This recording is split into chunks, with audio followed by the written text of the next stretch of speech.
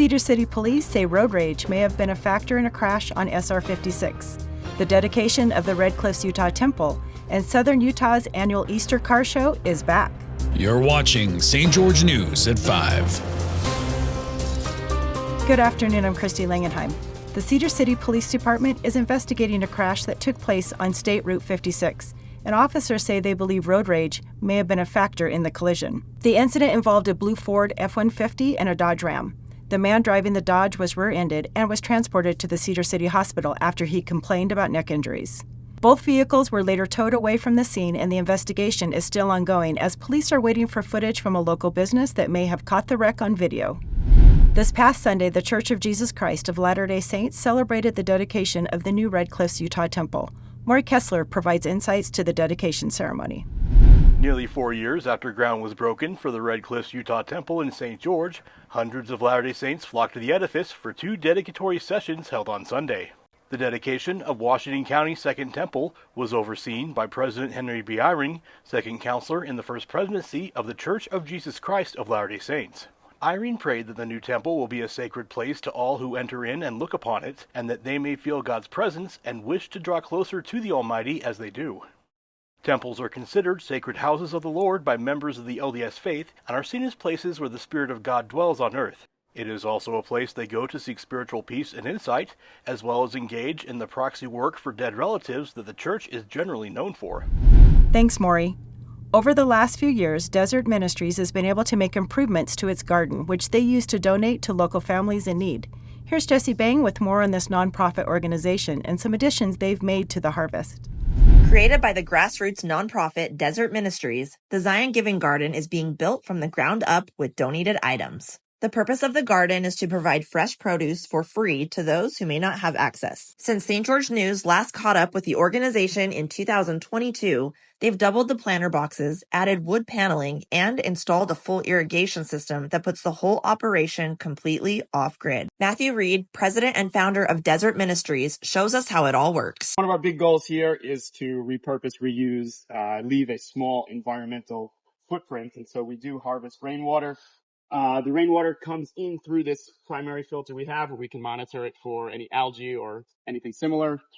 Feeds into our 500-gallon barrel here. That way, should we need to treat it or anything like that, we can, on a monitoring or being able to monitor it specifically. 500 gallons. From there, the water feeds in through 2 different components here. But this looks like a chicken coop. It's not. It is a housing place for our battery system. So we've got 4 12-volt, 20 amp batteries in there. Solar panel charges those and come on around. From the 500-gallon barrel, we've got another filter here before the water would come in through our pump, which is activated by our timer here. So the timer's got 2 little valves, and depending on when it's set to open, when the valves open, the pump notices a drop in pressure and turns on. And we'll kind of, depending on which row of beds we've got it set to, we'll push water through. And so that's where, all of our water comes from.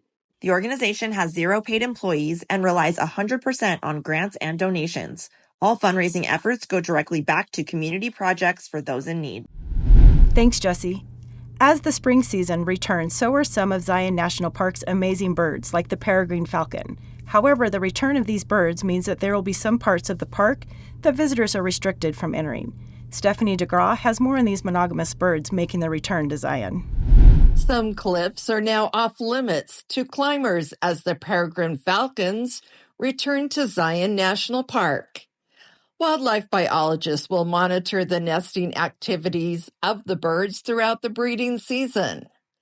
The executive director of the Zion Climbing Coalition, Stefan Gregory, explains how they are involved.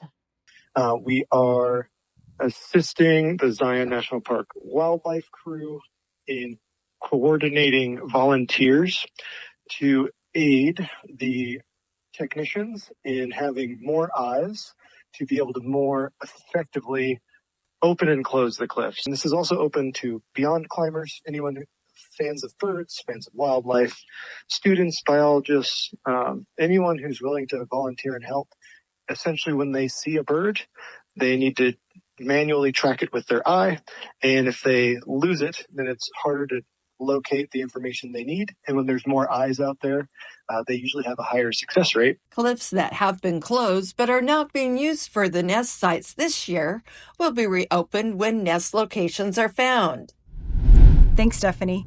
This is a PSA to all Southern Utah car lovers as the Easter Car Show out in Hurricane is back.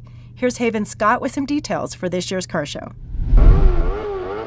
Ready to smell some burning petrol? The 2024 Easter Car Show is revving to take place on March 30th in southern Utah, one of the largest events in the Hurricane Valley. Former Rotary Club President Patty Nation said last year's show drew 10,000 car enthusiasts to town. Current Hurricane Valley Rotary Club President Clint Lawton said this year's Easter Car Show is on board to register up to 300 classic cars, motorcycles, unique vehicles, and plenty of drifters. Those looking to bring their ride out of winter hibernation can register to display their vehicle at eastercarshow.com. The 2024 Easter Car Show will take place on Saturday, March 30th from 9 a.m. to 5 p.m. in downtown Hurricane, with an awards ceremony beginning at 4. There will also be dozens of vendors and food trucks. Admission is $5 and kids under 6 are free. Thank you for watching St. George News at 5. I'm Christy Langenheim with St. George News, your #1 source for local news. This has been St. George News at 5.